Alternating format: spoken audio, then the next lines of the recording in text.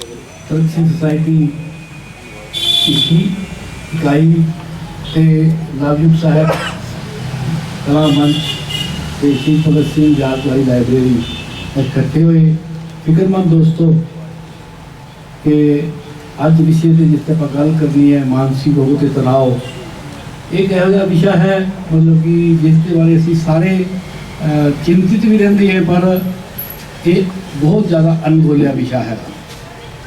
मैं इस वक्त तो कहना कि भी असी जो सेहत की गल करते हैं असी आम तौर पर सारे दिमाग में सिर्फ शरीरक सेहत होंगी है भी शरीर जोड़ा है वो बुखार चढ़ गया, खांसी हो गई, पेट खराब हो गया, या अजकल आप कहिए दिल की बीमारी है, गुर्दियां की बीमारी है, इतों तक ही असी सीमित रहने हैं। मानसिक रोग जी है या मानसिक सेहत हैगी है उनके बारे अजे साडा बहुत ज़्यादा फोकस नहीं है। खास तौर पर आप जो हिंदुस्तान की गल करिए फिर असीं चाहे पंजाब की गल करिए, तुसीं इसदा अंदाज़ा इस गल तो भी ला सकते हो कि देश दुनिया की एक संस्था है विश्व सेहत संस्था WHO। तुसीं इन्हां दिनां दे विच उसका जिक्र भी सुनिया होगा करोना के टाइम के भी किवें उन्हें अगवाई की है करोना नूं लैके ते किवें उहदे बारे भंबर गुस्से भी ने।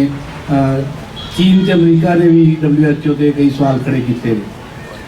उसने 1948 दे विच जदों दा गठन होया, ये गठन जिहड़ा होया ये 1948 दे विच जदों दूसरा विश्व युद्ध खत्म हुंदा हैगा ते दूसरे विश्व युद्ध दे विच करोड़ां लोग मारे गए। पहले तो दूजे तो बाद असीं वो भी देखते हैं कि हिरोशिमा नागासाकी के उत्ते लखां लोग एक बंब दे नाल मारे जाते हैं। मसले की है, छोटे छोटे मसले है, देशों के मसले ने। तो फिर कुछ सियाणे लोगों ने सिर जोड़ के कहा कि आपां ये दुनिया के मसले एवं हल करांगे तो असीं बचने नहीं है, मतलब कि असीं सारी धरती खत्म कर लांगे तो मिल बैठ के कोई मसले हल करने का तरीका लभीए। तो UNO बनती है वो यूनाइटेड नेशन ऑर्गेनाइजेशन, मतलब कि सारी दुनिया के देश इकट्ठे होंगे हैं, उन्होंने नुमाइंदगी उन्होंने पुछते हैं। तो फिर UNO ने अगों अपने अपने विंग बनाए। UNO के सेहत बारे विंग है, मजदूरों बारे विंग है, ILO जिन्होंने आप कहते हैं अंतरराष्ट्रीय मजदूर संघ है, और यूनीसेफ है। तो ये सारिया अंतरराष्ट्रीय संस्थावां ने जिहड़ियां उहदे एक IMF भी हैगी है जिहड़ा लोगों को लोन दिंदी है दुनिया के देशों को अपने काम करने के वास्ते, जिवें आपां अपने बैंकों के वास्ते बैंकों तो लोन देने लोगों वास्ते। तो एक विश्व बैंक है जो आप कहते हैं भी तुसीं सुनते होवोगे भी जो तुसीं अपने देश की आर्थिकता की गल करते हैं या होर सरमाएदारी की गल करते हैं कि वो बैंक उन्होंने हाथ में है। उन्हें 1948 में सेहत की व्याख्या की तो उन्हें कहा भी शरीरिक तौर पर सेहतमंद होना कोई सेहतमंद होना नहीं है। जब तक तुसीं मानसिक तौर पर सेहतमंद नहीं है, जब तक तुसीं समाजिक तौर पर सेहतमंद नहीं है। उन्हें तीन उन्होंने पक्ष पाए भी तुसीं जे शरीरिक तौर के नाल नाल मानसिक तौर पर भी सेहतमंद हो, समाजिक तौर पर भी सेहतमंद हो तो तुसीं सेहतमंद हो, जे नहीं इन्हां तिन्हां पक्षों तो फिर तुसीं सेहतमंद नहीं है, फिलहाल नहीं है, तुसीं इस ते उत्ते थोड़ा होर अगे काम करो। ये एक व्याख्या दी गई। जो कि असी शारीरिक तौर पर थोड़ी थोड़ी सुचेत होए, हौली हौली सुचेत होए, असी आज़ादी तो बाद सेहत महकमा भी बनाया तो किन्ने प्रोग्राम भी चले, मतलब कि मलेरिया प्रोग्राम मतलब कि शुरू किया तो हुण तक असी करोना तक तो एड्स तक तो TB के प्रोग्राम असी चलाए हुए हैं दुनिया भर के। इस तरह मतलब कि सारे ने क्योंकि मैंबर है सारे, असी भी मैंबर है WHO के। तुसीं इस गल तो हैरान होवोगे कि 1992 में तकरीबन मतलब कि 40 साल बाद एक होर मतलब कि संस्था आती है जी मानसिक सेहत को लैके दिन मनाना शुरू कर दिया। असीं WHO डे मनाने हैं, विश्व सेहत दिवस मनाया जाता है हर साल 7 अप्रैल को। 1948 तो बाद हर साल मनाया जाता है। 1992 के एक संस्था ने क्या ध्यान खिंचा, विश्व संस्था हैगी है वो इंटरनेशनल जिहड़ा मैंटल हेल्थ डे मनाउंदी है, मानसिक सेहत दिवस मनाया जाता है। पिछले दिनी 10 अक्तूबर ऐसे महीने के 10 अक्तूबर को हर साल मनाया जाता है, वो 10 अक्तूबर को मानसिक सेहत दिवस ही। मेरा कहना मतलब है कि विश्व पद्धर पर भी साडी सेहत की व्याख्या 1948 में होती है तो 1992 में साडा ध्यान मानसिक रोगों वाल, मानसिक सेहत वाल जाता है, क्योंकि मानसिक सेहत तो गल के मानसिक रोगों को तुरदी है। तो मैं अज भी कहना हजे भी साडी समाजिक सेहत के पक्षी असी जानू भी है नहीं भी समाजिक सेहत है कि भावें कि मानसिक ते समाजिक दोवें आपस में रलिया हुई ने, दोवें रलदियां ने तो फिर साडी शरीरिक सेहत भी उन्होंने हिस्सा बनती है। ये तीन कोई वक्रे वक्रे नहीं है, समझण वास्ते वक्रे ने पर ये जुड़े आपस में होए ने। एक भी तुहाडा पक्ष खराब होंदा है, दूसरा तीसरा ये अपने आप ही नाल जुड़ जाते हैं, नाल खराब हो जाते हैं। तो असी पहला तो ये गल समझिए अज के आप इकट्ठे होए इस विषय के प्रति गंभीरता के नाल।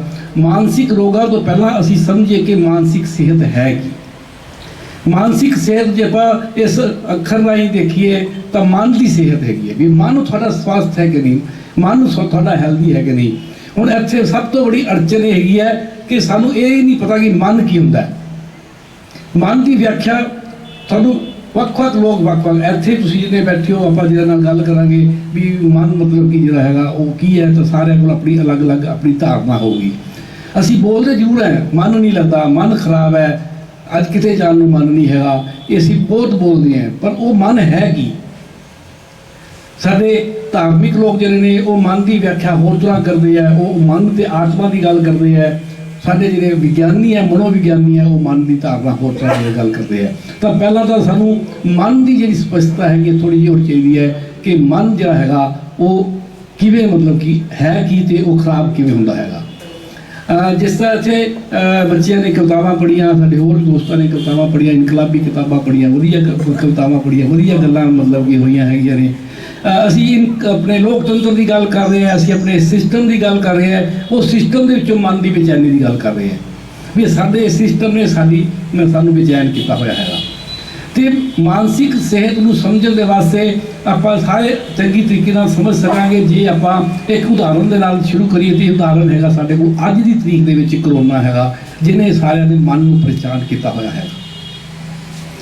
ਅੱਜ 9 ਮਹੀਨਿਆਂ ਤੋਂ ਵੱਧ ਹੋ ਗਏ ਨੇ ਅਸੀਂ ਇਸ ਲੋਕਡਾਊਨ ਦੇ ਵਿੱਚ ਨਿਕਲ ਰਹੇ ਹੈਗੇ, ਜਾ ਰਹੇ ਹੈਗੇ, ਲੰਘ ਰਹੇ ਹੈਗੇ। ਹਜੇ ਵੀ ਇਹ ਕੋਈ ਪੂਰੀ ਤਰ੍ਹਾਂ ਦਾ ਲੋਕਡਾਊਨ ਅਨਲਾਕਡਾਊਨ ਆਪਾਂ ਕਹਿ ਰਹੇ ਹਾਂ, ਪਰ ਅਨਲਾਕਡਾਊਨ 1 2 3 4 5 ਕਿਉਂਕਿ ਹਜੇ ਪੂਰੀ ਤਰ੍ਹਾਂ ਅਨਲੌਕ ਹੋਇਆ ਨਹੀਂ ਸੀ, ਪੂਰਾ ਤਾਲਾ ਖੁੱਲ੍ਹਿਆ ਨਹੀਂ ਹੈਗਾ। ਕਿਉਂਕਿ ਹਜੇ ਕੁਝ ਅਦਾਰੇ ਨੇ ਜਿਹੜੇ ਹਜੇ ਵੀ ਸਰਕਾਰ ਨੇ ਆਪਣੇ ਹੱਥ ਰੱਖੇ ਨੇ ਜਾਂ ਉਹਨਾਂ ਨੇ ਉਹ ਹਜੇ ਫੈਸਲੇ ਨੇ ਹਜੇ ਲੈਣੇ ਨੇ। ਉਹ ਕਿਉਂ ਰੱਖੇ ਹੋਏ ਨੇ ਉਹ ਸਰਕਾਰ ਵੱਧ ਜਾਣਦੀ ਹੈ ਵੀ ਹੌਲੀ ਹੌਲੀ ਸ਼ਾਇਦ ਉਹਨੇ ਰੱਖਿਆ ਵੀ ਸਾਰਾ ਕੁਝ ਇੱਕੋਦਮ ਖੋਲ੍ਹ ਦਿਆਂਗੇ ਤੇ ਲੋਕਾਂ ਨੂੰ ਲੱਗੂਗਾ ਕਿ ਪਤਾ ਨਹੀਂ ਪਹਿਲਾਂ ਅਸੀਂ ਲੋਕਡਾਊਨ ਕਿਉਂ ਲਾਤਾ ਤੇ ਹੁਣ ਇੱਕਦਮ ਕਿਉਂ ਅਸੀਂ ਇਹਨੂੰ ਖਤਮ ਕਰਤਾ। ਤਾਂ ਇਸ ਕਰਕੇ ਉਹਨੇ ਕੁਝ ਚੀਜ਼ਾਂ ਆਪਣੇ ਹੱਥ ਰੱਖੀਆਂ ਹੋਈਆਂ ਨੇ। ਪਰ ਇਸ ਬਿਮਾਰੀ ਨੇ ਸਾਡੀ ਜਿੰਨੀ ਪਰੇਸ਼ਾਨੀ ਮਨ ਨੂੰ ਮਤਲਬ ਕਿ ਸਰੀਰਕ ਤੌਰ 'ਤੇ ਹੁਣ ਤੁਸੀਂ ਦੇਖੋ ਵੀ ਇੰਨਾ ਲੰਮਾ ਸਮਾਂ ਹੋ ਗਿਆ, ਮਾਸਕ ਪਾਉਣ ਦੀ ਗੱਲ ਹੈ, ਸੋਸ਼ਲ ਡਿਸਟੈਂਸਿੰਗ ਦੀ ਗੱਲ ਹੈਗੀ ਹੈ, ਇਹ ਬਹੁਤ ਜ਼ੋਰ ਸ਼ੋਰ ਦੇ ਨਾਲ ਵਿਚਾਰੇ ਗਏ। ਇਹਨਾਂ ਦਾ ਕੁਝ ਮਤਲਬ ਸੀਗਾ, ਇਹ ਨਹੀਂ ਕਿ ਕੋਈ ਨਹੀਂ ਸੀਗਾ। ਕਿਉਂਕਿ ਵੈਸੇ ਤਾਂ ਮੈਂ ਕਹਾਂ ਕਿ ਕੋਈ ਵੀ ਜਿਹੜੀ ਬਿਮਾਰੀ ਹੈ ਇੱਕ ਤੋਂ ਦੂਜੇ ਨਾਲ ਫੈਲਣ ਵਾਲੀ ਉਹ ਉਹਦੇ ਵਾਸਤੇ ਸਾਰੀ ਇਹਤਿਆਤ ਉਹਦੇ ਵਾਸਤੇ ਵੀ ਨੇ। ਜੇ ਅਸੀਂ ਕਰੋਨਾ ਦੇ ਮੁਕਾਬਲੇ ਸਿਰਫ ਤੇ ਸਿਰਫ ਇੱਕ ਬਿਮਾਰੀ ਦੀ ਗੱਲ ਕਰੀਏ ਹਿੰਦੁਸਤਾਨ ਦੇ ਪੱਖ ਤੋਂ, ਟੀਬੀ ਦੀ ਬਿਮਾਰੀ, ਉਹ ਵੀ ਬਿਲਕੁਲ ਇਸੇ ਤਰ੍ਹਾਂ ਹੀ ਹੁੰਦੀ ਹੈ। ਉਹਦੇ ਜਨਮ ਨੇ ਉਵੇਂ ਹੀ ਹਵਾ ਦੇ ਵਿੱਚੋਂ ਦੀ ਇੱਕ ਬੰਦੇ ਤੋਂ ਦੂਜੇ ਬੰਦੇ ਵਿੱਚ ਜਾਂਦੇ ਆ, ਖਾਂਸੀ ਨਾਲ ਜਾਂਦੇ ਆ। ਉਸ ਤਰੀਕੇ ਦੇ ਨਾਲ ਮਤਲਬ ਕਿ ਤੁਹਾਨੂੰ ਮਤਲਬ ਕਿ ਜਦੋਂ ਤੁਸੀਂ ਛਿੱਕ ਮਾਰਦੇ ਹੋ, ਖਾਂਸੀ ਕਰਦੇ ਹੋ ਖਾਸ ਤੌਰ 'ਤੇ, ਉਹਦਾ ਤੋਂ ਇੱਕ ਹੋਰ ਅਗੂ ਹੋਇਆ ਕਿ ਉਹਦੇ ਬਲਗਮ ਆਉਂਦੀ ਹੈ। ਬਲਗਮ ਜਦੋਂ ਅਸੀਂ ਬਾਹਰ ਮਤਲਬ ਕਿ ਸੁੱਟਦੇ ਹੈਗੇ ਆ ਉਹ ਸੁੱਕ ਜਾਂਦੀ ਹੈ, ਜਨਮ ਉਹਦੇ ਵਿੱਚ ਫਿਰ ਵੀ ਪਿਆ ਰਹਿੰਦਾ ਹੈਗਾ। ਜਿਹੜੀ ਮੈਂ ਗੱਲ ਕਰਨਾ ਚਾਹੁੰਦਾ ਕਿ ਉਹਦੇ ਨਾਲ ਹਰ ਰੋਜ਼ 1500 ਬੰਦੇ ਮਰਦੇ ਆ ਟੀਬੀ ਦੇ ਨਾਲ, ਹਰ ਰੋਜ਼ ਇੱਕ ਦਿਨ ਦੇ ਵਿੱਚ ਸਾਡੇ ਹਿੰਦੁਸਤਾਨ ਦੇ ਵਿੱਚ। ਤੁਸੀਂ ਜਾ ਕੇ ਸਰਚ ਕਰ ਲੈਣਾ, ਜਿਹੜੇ ਅੱਜ ਕੱਲ੍ਹ ਨੈੱਟ ਤੁਹਾਡੇ ਹੱਥ ਵਿੱਚ ਹੈਗਾ, ਤੁਸੀਂ ਪੜ੍ਹ ਲੈਣਾ ਵੀ ਹਿੰਦੁਸਤਾਨ ਦੇ ਟੀਬੀ ਨਾਲ ਮਰਨ ਵਾਲੇ ਲੋਕ ਹਰ ਸਾਲ ਕਿੰਨੇ ਹੁੰਦੇ ਨੇ। ਤਕਰੀਬਨ 4-4.5 ਲੱਖ ਬਣਨਗੇ, ਲਿਖੇ ਆਉਣਗੇ ਤੁਹਾਨੂੰ, ਅਤੇ ਤੁਸੀਂ ਉਹਨੂੰ 365 ਨਾਲ ਡਿਵਾਈਡ ਕਰਕੇ ਦੇਖੋ, ਰੋਜ਼ 1400-1500 ਬੰਦੇ ਹੈ। ਅਸੀਂ ਕਦੇ ਉਸਦੇ ਵਾਸਤੇ ਫਿਕਰਮੰਦੀ ਨਹੀਂ ਦਿਖਾਈ। ਤੇ ਕੋਵਿਡ ਜਿਹੜੀ ਹੈਗੀ ਹੈ ਉਹ ਆਂਦੀ ਹੈਗੀ ਹੈ, ਉਹ ਵਾਇਰਲ ਡਿਜ਼ੀਜ਼ ਹੈਗੀ ਹੈ। ਕਿੱਥੋਂ ਸ਼ੁਰੂ ਹੁੰਦੀ ਹੈ ਆਪਾਂ ਉਹਦੇ ਪਾਸੇ ਵੀ ਉਹ ਇੱਕ ਸਿਆਸਤ ਵੀ ਹੈ ਉਹਦੇ ਪਿੱਛੇ, ਕੀ ਮਤਲਬ ਕਿ ਅਮਰੀਕਾ ਤੇ ਚੀਨ ਦੇ ਨਾਲ ਸਾਰਾ ਦੇਸ਼ ਦੁਨੀਆ ਦੀ ਵੱਡੀ ਹੋਈ ਹੈ। ਅਸੀਂ ਇਸ ਬਿਮਾਰੀ ਨੂੰ ਲਿਆ ਕਿਵੇਂ?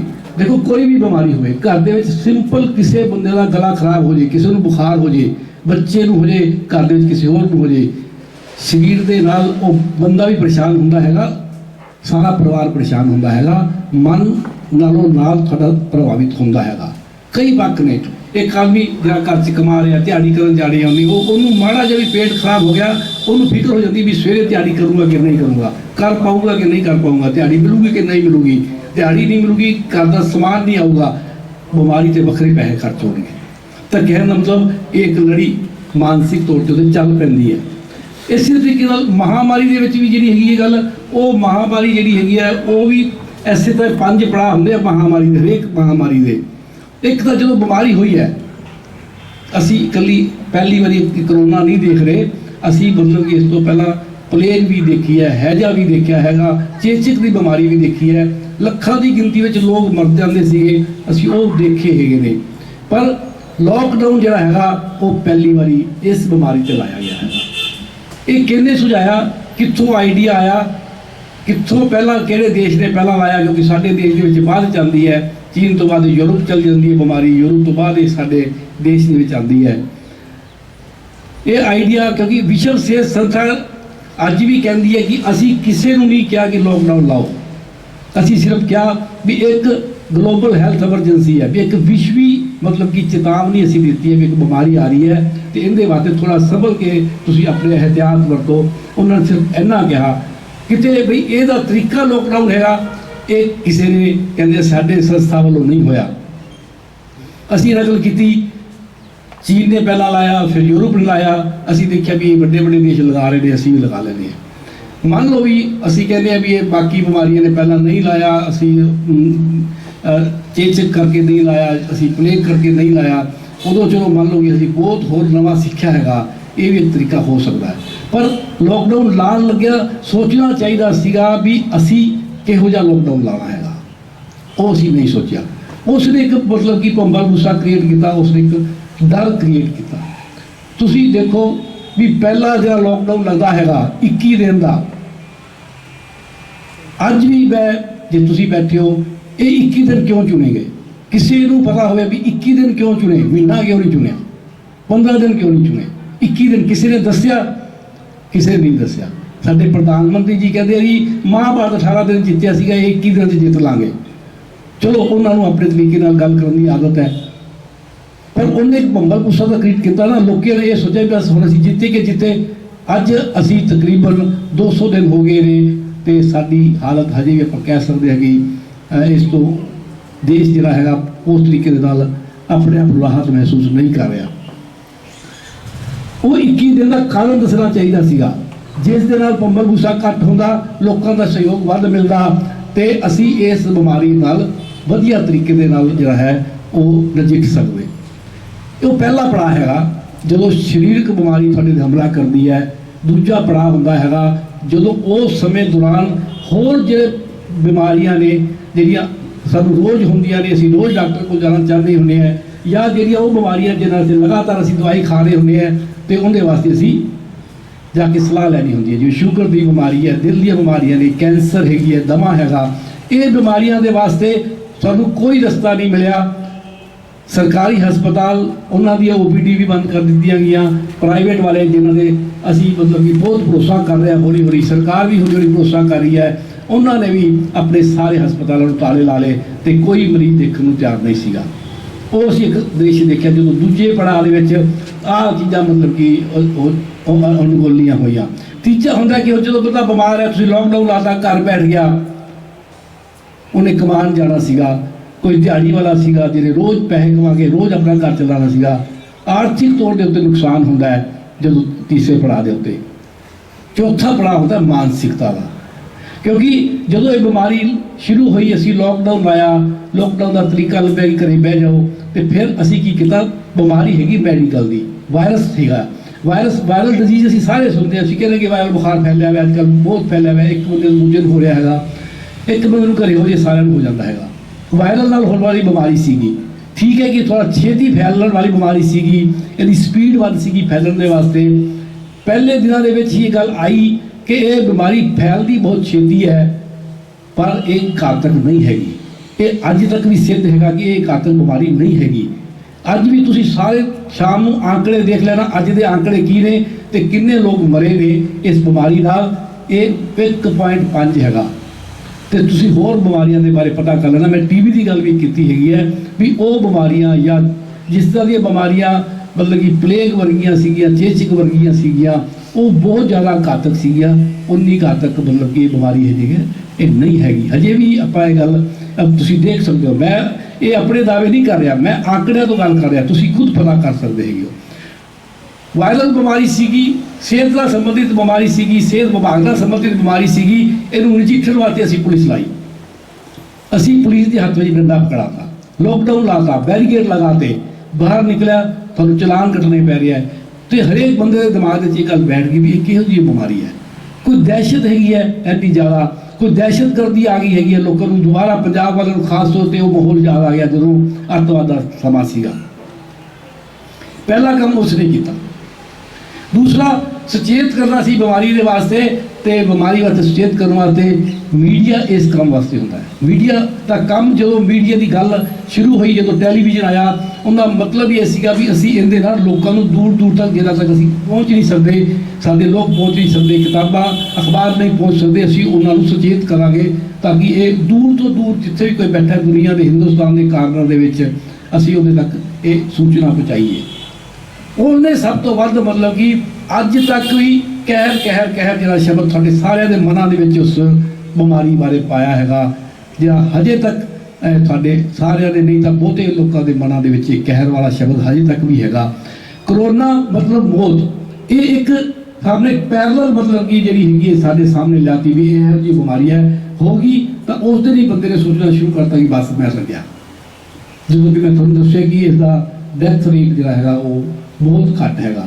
ਤੇ ਜੇ ਅਸੀਂ ਫਿਰ ਅੱਗੋਂ ਮਤਲਬ ਕਿ ਜੋ ਸਰਕਾਰ ਨੂੰ ਸਮਝਾਉਣਾ ਚਾਹੀਦਾ ਸੀਗਾ, ਉਹ ਇਹ ਸੀਗਾ ਵੀ ਇਹ ਬੰਦੇ ਲੋਕ ਜਿੱਦੇ ਵੀ ਮਰ ਰਹੇ ਨੇ, ਉਹਨਾਂ ਦੇ ਮਰਨ ਦੇ ਵਿੱਚੋਂ ਦੀ ਅੱਗੋਂ ਕਿਹੜੀ ਉਮਰ ਦੇ ਬੰਦੇ ਮਾਰੇ ਨੇ, ਕਿਹੜੀ ਬਿਮਾਰੀ ਵਾਲੇ ਬੰਦੇ ਮਾਰ ਰਹੇ ਨੇ। ਕੋਈ ਵੀ ਜਿਹੜੇ ਬੰਦੇ ਨੇ ਸਿਹਤਮੰਦ ਬੰਦੇ ਜਿਹੜੇ ਨੇ ਬਹੁਤ ਘੱਟ ਮਤਲਬ ਕਿ ਤੁਹਾਨੂੰ ਲੱਗੂਗਾ ਕੋਈ 100 ਵਿੱਚੋਂ 1000 ਚੋਂ ਇੱਕ ਬੰਦਾ ਮਿਲੂਗਾ ਜਿਹੜਾ ਬਿਲਕੁਲ ਸਿਹਤਮੰਦ ਸੀਗਾ, ਇੱਕਦਮ ਉਹਨੂੰ ਕਰੋਨਾ ਹੋ ਗਿਆ ਤੇ ਉਹਦੀ ਡੈਥ ਹੋ ਗਈ ਹੋਵੇ।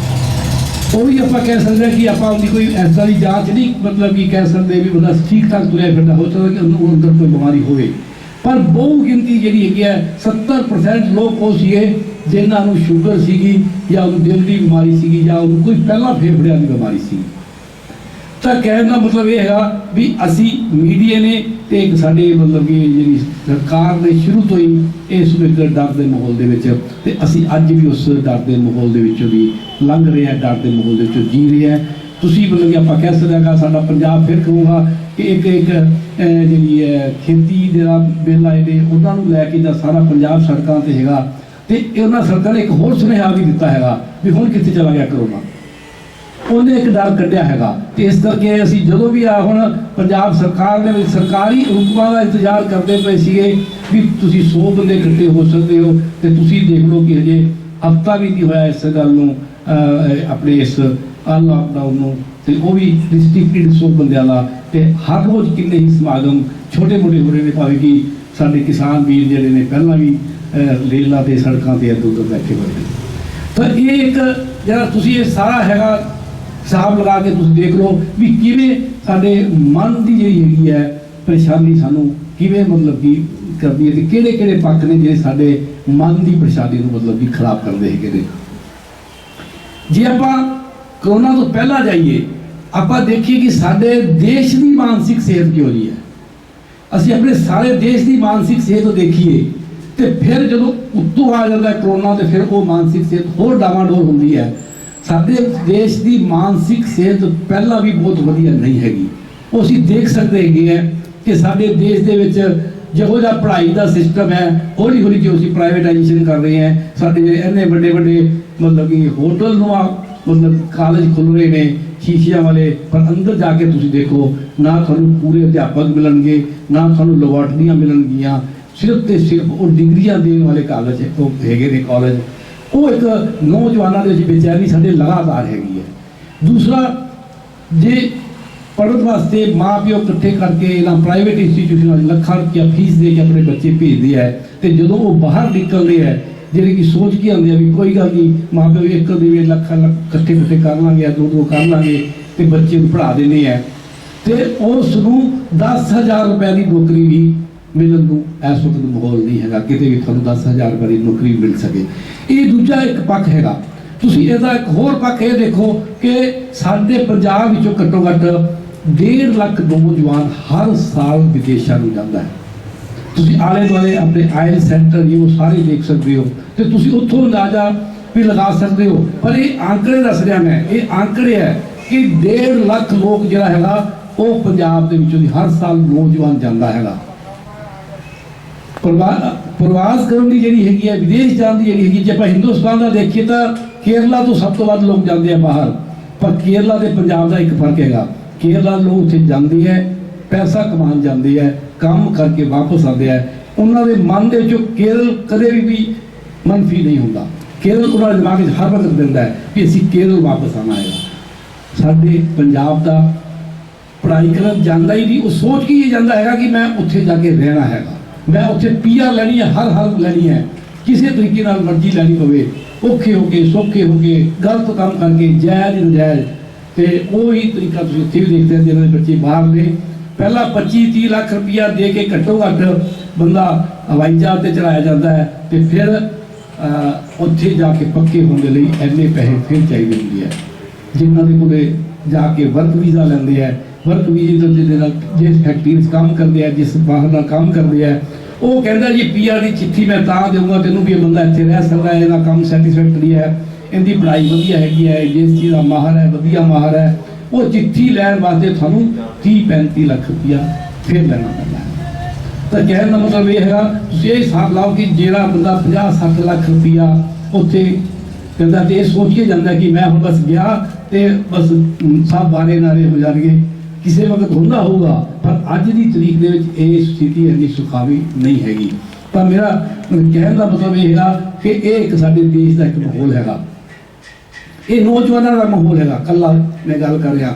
ਪਰ ਜੇ ਅਸੀਂ ਦੂਜਾ ਇੱਕ ਹੋਰ ਪੱਖ ਦੇਖਣਾ ਹੋਵੇ ਤਾਂ ਅਸੀਂ ਦੇਖ ਸਕਦੇ ਹਾਂ ਵੀ ਸਾਡੇ ਦੇਸ਼ ਦੇ ਵਿੱਚ ਸਾਡੀਆਂ ਲੜਕੀਆਂ ਦੀ ਸੁਰੱਖਿਆ, ਸਾਡੇ ਸਾਹਮਣੇ ਕਈ ਘਟਨਾਵਾਂ ਨੇ, ਅਸੀਂ ਬਿਲਕੁਲ ਉਹਨਾਂ 'ਚ ਮੈਂ ਜ਼ਿਕਰ ਨਾ ਵੀ ਕਰਾਂ ਤਾਂ ਵੀ ਤੁਸੀਂ ਸਾਰੇ ਜਾਣਦੇ ਹੋ ਹਾਦਸਾ ਦੀ ਘਟਨਾ ਹੈ। ਤੇ ਚਾਹੇ ਇਸ ਤੋਂ ਪਹਿਲਾਂ ਮਤਲਬ ਕਿ ਇਹ ਠੀਕ ਹੈ ਕਿ ਇੱਕ ਦੀ ਘਟਨਾ ਇਹੋ ਜਿਹੀ ਹੁੰਦੀ ਹੈਗੀ ਹੈ ਜਿਹੜੀ ਮਤਲਬ ਕਿ ਸਾਡੀ ਨਜ਼ਰ 'ਚ ਆ ਜਾਂਦੀ ਹੈ, ਜਿਸ ਨੂੰ ਮੀਡੀਆ ਚੱਕ ਲੈਂਦਾ ਹੈਗਾ। ਮੀਡੀਆ ਦਾ ਆਪਣਾ ਹੋਰ ਪਰਪਸ ਹੈਗਾ, ਉਹ ਕੋਈ ਗੰਭੀਰਤਾ ਦੇ ਨਾਲ ਉਹ ਸੁਣ ਨਹੀਂ ਲੈਣਾ ਚਾਹੁੰਦਾ ਹੁੰਦਾ ਵੀ ਬਲਾਤਕਾਰ ਕਿਉਂ ਹੋ ਰਹੇ ਨੇ, ਬਲਾਤਕਾਰ ਦਾ ਮਤਲਬ ਕੀ ਹੈਗਾ, ਇਹ ਕਿਵੇਂ ਬੰਦ ਹੋਣ, ਕੋਈ ਇਸ ਤਰ੍ਹਾਂ ਦੀ ਚਰਚਾ ਨਹੀਂ ਹੁੰਦੀ।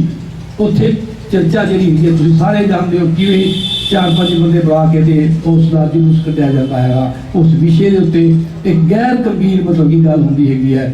ਅਸੀਂ ਤਾਂ ਇਹ ਜਿਹੜਾ ਮਤਲਬ ਕੀ ਹੈਗਾ ਸਾਡਾ ਮਾਹੌਲ, ਸਾਡੀ ਸੁਰੱਖਿਆ ਦਾ ਮਾਹੌਲ ਹੈ, ਸਾਡੇ ਦੇਸ਼ ਦੀ ਸੁਰੱਖਿਆ ਦਾ ਮਾਹੌਲ ਹੈਗਾ। ਮੈਂ ਮਤਲਬ ਕਿ ਇਹਨੂੰ ਫਿਰ ਹੋਰ ਆંકੜਿਆਂ ਦੇ ਨਾਲ ਸਾਡੇ ਸਾਹਮਣੇ ਗੱਲ ਕਰਨਾ ਚਾਹੁੰਦਾ ਤਾਂ ਕਿ ਆਪਾਂ ਇਹ ਨਾ ਸੋਚੀਏ ਕਿ ਵੀ ਇਹ ਅਖਬਾਰਾਂ ਦੀਆਂ ਖਬਰਾਂ ਹੀ ਨੇ। ਅਸੀਂ ਮਤਲਬ ਕਿ ਦੇਸ਼ ਦੇ ਵਾਸਤੇ ਵਿਕਾਸ ਦੀ ਗੱਲ ਕਰਦੇ ਆ, ਵਿਕਾਸ ਦੇਸ਼ ਸਭ ਤੋਂ ਤੇਜ਼ ਰਫ਼ਤਾਰੀ ਨਾਲ ਵਧਦੀ ਹੋਈ ਸਾਡੀ ਅਰਥ ਵਿਵਸਥਾ ਹੈਗੀ ਹੈ। ਅਸੀਂ ਦੁਨੀਆ 'ਚੋਂ 6ਵੇਂ ਨੰਬਰ ਤੇ ਆ, ਫਿਰ 5ਵੇਂ ਨੰਬਰ ਤੇ ਹੋ ਜਾਂਦੇ ਆ, ਚੀਨ ਨੂੰ ਛੱਡ ਦਿਆਂਗੇ। ਇਹ ਗੱਲਾਂ ਹੋ ਰਹੀਆਂ ਨੇ ਕਿ 2022 ਵਿੱਚ ਅਸੀਂ ਚੀਨ ਨੂੰ ਵੀ ਪਿੱਛੇ ਛੱਡ ਦਿਆਂਗੇ। ਠੀਕ ਹੈ, ਇਹਦੇ ਵਾਸਤੇ ਦੁਨੀਆ ਦੇ ਵਿੱਚ ਇੱਕ ਆંકੜਾ ਕੱਢਿਆ ਜਾਂਦਾ ਹੈ ਜਿਹਨੂੰ ਹਿਊਮਨ ਡਿਵੈਲਪਮੈਂਟ ਇੰਡੈਕਸ ਕਹਿੰਦੇ ਆ, ਮਨੁੱਖੀ ਸਿਹਤ ਦਾ ਸੂਚਕਾਂਕ ਇਹ ਕੱਢਿਆ ਜਾਂਦਾ ਹੈ। ਇਹਦੇ ਵਿੱਚ 3 ਚੀਜ਼ਾਂ ਗਿਣੀਆਂ ਜਾਂਦੀਆਂ ਨੇ। ਪ੍ਰਤੀ ਵਿਅਕਤੀ ਬੰਦੇ ਦੀ ਇਨਕਮ ਕਿੰਨੀ ਹੈ, ਬੰਦੇ ਨੂੰ ਸਿਹਤ ਸਹੂਲਤਾਂ ਕਿਹੋ ਜਿਹੀਆਂ ਮਿਲਦੀਆਂ ਨੇ, ਉਹਦੀ ਐਵਰੇਜ ਉਮਰ ਕਿੰਨੀ ਹੈਗੀ, ਤੇ ਤੀਸਰਾ ਹੈਗਾ ਸਿੱਖਿਆ, ਵੀ ਸਾਡੇ ਬੱਚੇ ਜਿਹੜੇ ਨੇ ਐਵਰੇਜ ਕਿੰਨੇ ਸਾਲ ਸਕੂਲ 'ਚ ਜਾਂਦੇ ਆ। ਇਹ ਤਿੰਨਾਂ ਨੂੰ ਜੋੜ ਕੇ ਬੰਦਾ ਹੈਗਾ। ਤੇ ਤੁਸੀਂ ਦੇਖੋਗੇ ਅਸੀਂ ਦੁਨੀਆ ਦੇ ਵਿੱਚ 100 ਦੇ ਕੋਈ 60 ਦੇਸ਼ ਇਹ ਕੱਢ ਕੇ ਭੇਜਦੇ ਆ ਵਿਸ਼ਵ ਸਿਹਤ ਸੰਸਥਾ ਨੂੰ, ਅਸੀਂ 130ਵੇਂ ਨੰਬਰ ਤੇ ਹੈਗੇ ਵਿਕਾਸ ਦੇ ਵਿੱਚ, ਜਿਹਨੂੰ ਅਸੀਂ ਕਹਿੰਦੇ ਕਿ ਬੜੀ ਤੇਜ਼ੀ ਨਾਲ ਵਿਕਾਸ ਹੋ ਰਿਹਾ ਹੈ। ਉਹ ਵਿਕਾਸ ਦਰਅਸਲ ਉਹਦੇ ਵਿੱਚ ਅਸੀਂ ਅੰਬਾਨੀ ਦਾ ਵਿਕਾਸ ਵਿੱਚ ਪਾ ਲੈਂਦੇ ਹਾਂ। ਔਸਤ ਕਰਦੇ ਹਾਂ ਜਦੋਂ ਅਸੀਂ ਔਸਤ ਸਾਡੀ ਹਰ ਰੋਜ਼ ਜਾਂ ਸਾਡੇ ਮਹੀਨੇ ਦੀ ਇਨਕਮ ਕਿੰਨੀ ਹੈ ਤਾਂ ਅਸੀਂ ਅੰਬਾਨੀ ਦੀ ਇਨਕਮ ਵਿੱਚ ਪਾ ਕੇ ਕਰਦੇ ਹੈਗੇ ਆ। ਹੁਣ ਜੇ ਇੱਕ ਪਿੰਡ 'ਚ ਇੱਕ ਬੰਦਾ 100 ਰੁਪਏ ਦਿਹਾੜੀ ਕਮਾਉਂਦਾ ਹੈਗਾ, ਜਾਂ ਕੋਈ ਬੰਦੇ ਨੂੰ 5000 ਰੁਪਇਆ ਮਿਲਦਾ ਹੈਗਾ ਤਨਖਾਹ ਦੇ ਤੌਰ ਤੇ, 1.5 ਲੱਖ ਰੁਪਇਆ ਲੈਂਦਾ ਹੈਗਾ, ਤੇ ਤੁਸੀਂ 5000 ਦੇ 100 ਰੁਪਏ ਜਮ੍ਹਾਂ ਕਰਾਓਗੇ ਤਾਂ 5100 ਬਣ ਜਾਊਗਾ, ਤੇ ਤੁਸੀਂ ਅੱਧਾ ਜਿਹੜਾ ਹੈਗਾ ਉਹਦਾ 2550 ਬਣਦਾ ਹੈਗਾ। ਫਿਰ ਲੱਗਦਾ ਕਿ ਹਰੇਕ ਬੰਦੇ ਦੀ ਤਨਖਾਹ 2500 ਇਨਕਮ 2550 ਹੈਗੀ ਹੈ। ਇਸ ਤਰ੍ਹਾਂ ਨਹੀਂ ਹੈਗਾ। ਪਰ ਸਾਨੂੰ ਜੇ ਸਾਡੇ ਕੋਲ ਪੈਸੇ ਹੈਗੇ ਆ ਫਿਰ ਸਿਹਤ ਵਧੀਆ ਕਿਉਂ ਨਹੀਂ ਹੈਗੀ? ਜੇ ਪੈਸੇ ਹੈਗੇ ਆ ਤਾਂ ਫਿਰ ਤੁਹਾਡੀ ਸਕੂਲ ਦੇ ਵਿੱਚ ਜਾਣ ਦੀ ਹਿੰਮਤ ਕਿਉਂ ਨਹੀਂ ਹੈਗੀ? ਤਾਂ ਇਹ ਦੋਵੇਂ ਤਿੰਨੇ ਚੀਜ਼ਾਂ ਲਾ ਕੇ ਇਸ ਕਰਕੇ ਕੱਢਿਆ ਜਾਂਦਾ ਹੈ, ਜਿਸ ਤੋਂ ਪਤਾ ਲੱਗਦਾ ਕਿ ਅਸੀਂ 130ਵੇਂ ਨੰਬਰ ਤੇ ਆ। ਪਰ ਫਿਰ ਦੇਖਿਆ ਦੁਨੀਆ ਦੇ ਵਿੱਚ ਵੀ ਇਹ ਕੋਈ ਬੜਾ ਵਧੀਆ ਤਰੀਕਾ ਨਹੀਂ ਹੈਗਾ ਪਤਾ ਕਰਨ ਦਾ ਵੀ ਦੇਸ਼ ਵਧੀਆ ਹੈਗਾ ਕਿ ਨਹੀਂ ਹੈਗਾ। ਅਸੀਂ ਇਹ ਦੇਖ ਰਹੇ ਹਾਂ ਕਿ ਦੁਨੀਆ ਦੇ ਵਿੱਚ ਇਸ ਵਕਤ ਸਭ ਤੋਂ ਵੱਧ ਜਿਹੜੀਆਂ ਬਿਮਾਰੀਆਂ ਦੀ ਗੱਲ ਹੈਗੀ ਹੈ, ਪਹਿਲੇ ਨੰਬਰ ਤੇ ਦਿਲ ਦੀ ਬਿਮਾਰੀ ਹੈ ਸਾਰੀ ਦੁਨੀਆ ਦੇ ਵਿੱਚ, ਦੂਜੇ ਨੰਬਰ ਤੇ ਹੈਗੀ ਹੈ ਉਦਾਸੀ, ਡਿਪਰੈਸ਼ਨ ਦੂਜੇ ਨੰਬਰ ਤੇ ਹੈ। ਤੇ ਇਹ ਕਿਹਾ ਜਾ ਰਿਹਾ ਕਿ ਅਗਲੇ ਹੋਰ 10 ਕੁ ਸਾਲਾਂ ਦੇ ਵਿੱਚ ਦੁਨੀਆ ਦੇ ਵਿੱਚ ਪਹਿਲੇ ਨੰਬਰ ਤੇ ਉਦਾਸੀ ਹੋਗੀ, ਡਿਪਰੈਸ਼ਨ ਦੇ ਮਰੀਜ਼ ਵੱਧ ਹੋਣਗੇ, ਦਿਲ ਦੀਆਂ ਬਿਮਾਰੀਆਂ ਨੰਬਰ 2 ਤੇ ਆ ਜਾਣਗੀਆਂ, ਬਾਕੀ ਬਿਮਾਰੀਆਂ ਦੀ ਗੱਲ ਹੈਗੀ ਹੈ। ਹੁਣ ਇੱਕ ਪਾਸੇ ਤਾਂ ਦੁਨੀਆ ਵਿਕਾਸ ਕਰ ਰਹੀ ਹੈ, ਅਸੀਂ ਇੰਨਾ ਵਿਕਾਸ ਦੇਖ ਰਹੇ ਹਾਂ, 6 ਮਾਰਗੀ ਸੜਕਾਂ ਹੈਗੀਆਂ ਨੇ, ਇੰਨੀਆਂ ਉੱਚੀਆਂ ਇਮਾਰਤਾਂ ਹੈਗੀਆਂ ਨੇ, ਮਾਲ ਹੈਗੇ ਨੇ, ਵਿਕਾਸ ਸਾਨੂੰ ਦਿਖਾਇਆ ਜਾਂਦਾ ਹੈਗਾ ਵੀ ਆਹ ਦੇਖੋ ਹੋ ਰਿਹਾ ਹੈਗਾ, ਦੁਨੀਆ ਦੇ ਵਿੱਚ ਵੀ ਇਹੀ ਕੁਛ ਹੈਗਾ। ਫਿਰ ਜੇ ਅਸੀਂ ਵਿਕਾਸ ਕੀਤਾ ਹੈਗਾ, ਸਾਡੇ ਕੋਲ ਆ ਸਾਰਾ ਕੁਛ ਹੈਗਾ, ਤੇ ਫਿਰ ਅਸੀਂ ਉਦਾਸ ਕਿਉਂ ਹੈ, ਅਸੀਂ ਖੁਸ਼ ਕਿਉਂ ਨਹੀਂ ਹੈਗੇ? ਇਹਦਾ ਮਤਲਬ ਇਹ ਵਿਕਾਸ ਸਾਨੂੰ ਖੁਸ਼ੀ ਨਹੀਂ ਦੇ ਰਿਹਾ। ਤਾਂ ਇਹ ਗੱਲ ਸਮਝਣ ਦੀ ਲੋੜ ਹੈਗੀ ਹੈ, ਜਿਹਦੇ ਨਾਲ ਸਾਡੀ ਮਾਨਸਿਕ ਸਿਹਤ ਦਾ ਪਤਾ ਚੱਲਦਾ ਹੈਗਾ ਵੀ ਅਸੀਂ ਕਿੰਨੇ ਕੁ ਮਾਨਸਿਕ ਤੌਰ ਤੇ ਸਿਹਤਮੰਦ ਹੈਗੇ ਆ। ਫਿਰ ਅੱਜ ਕੱਢਿਆ ਜਾਂਦਾ ਹੈਪੀਨੈਸ ਇੰਡੈਕਸ, ਵੀ ਖੁਸ਼ੀ ਦਾ ਪੈਮਾਨਾ ਕੀ ਹੈ, ਖੁਸ਼ੀ ਦਾ ਅੰਕੜਾ ਕੀ ਹੈਗਾ।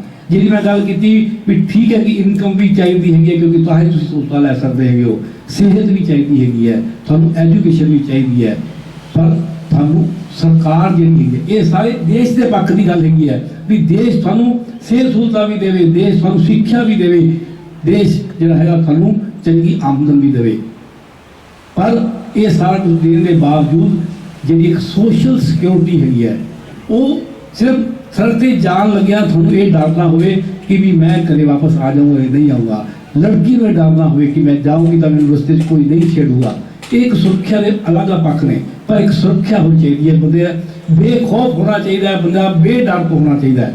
ਇਹ ਫਿਰ ਪਾਇਆ ਗਿਆ ਵੀ ਇਸ ਦੇਸ਼ ਦੇ ਵਿੱਚ ਲੋਕਾਂ ਨੂੰ ਕਿੰਨਾ ਕੁ ਡਰ ਹੈਗਾ, ਇਹ ਇੱਕ ਲੱਭਿਆ ਗਿਆ ਵੀ ਇਹ ਆਪਾਂ ਪਾਵਾਂਗੇ। ਇਹ ਚੌਥਾ ਪੈਮਾਨਾ ਇਹ ਪਾਇਆ ਗਿਆ। ਪੰਜਵਾਂ ਪੈਮਾਨਾ ਹੈਗਾ ਕਿ ਸਾਨੂੰ ਆਪਸ ਦੇ ਵਿੱਚ ਇੱਕ ਦੂਜੇ ਤੇ ਵਿਸ਼ਵਾਸ ਕਿੰਨਾ ਹੈਗਾ, ਟਰਸਟ ਜਿਹੜਾ ਹੈਗਾ। ਅਸੀਂ ਅੱਜ ਕੱਲ੍ਹ ਬੜੀ ਗੱਲ ਚੱਲਦੀ ਹੈ ਵੀ ਇਹ ਸਾਨੂੰ ਸਰਕਾਰਾਂ ਤੇ ਯਕੀਨ ਨਹੀਂ ਹੈਗਾ, ਸਾਨੂੰ ਮਤਲਬ ਕਿ ਉਹ ਬੁਲਾ ਰਿਹਾ ਹੈ, ਕੇਂਦਰ ਸਰਕਾਰ ਬੁਲਾ ਰਹੀ ਹੈ, ਪਰ ਅਸੀਂ ਨਹੀਂ ਜਾਣਾ ਕਿਉਂਕਿ ਸਾਨੂੰ ਉਹਨਾਂ ਦੇ ਯਕੀਨ ਨਹੀਂ ਹੈਗਾ, ਸਰਕਾਰ ਝੂਠੀ ਹੈਗੀ ਹੈ, ਸਾਨੂੰ ਯਕੀਨ ਨਹੀਂ ਹੈਗਾ। ਇੱਕ ਮਾਹੌਲ ਹੈਗਾ, ਇਹ ਸਿਰਫ ਸਰਕਾਰਾਂ ਦੀ ਗੱਲ ਨਹੀਂ ਹੈ, ਜੇ ਆਪਾਂ ਆਪਸੀ ਰਿਸ਼ਤਿਆਂ ਦੇ ਵਿੱਚ ਵੀ ਇਹਨੂੰ ਦੇਖੀਏ ਤਾਂ ਇਹ ਹੌਲੀ ਸਾਡੇ ਸਾਰੇ ਮਤਲਬ ਕਿ ਉਹਦੇ ਹੋਰ ਕਾਰਨ ਨੇ।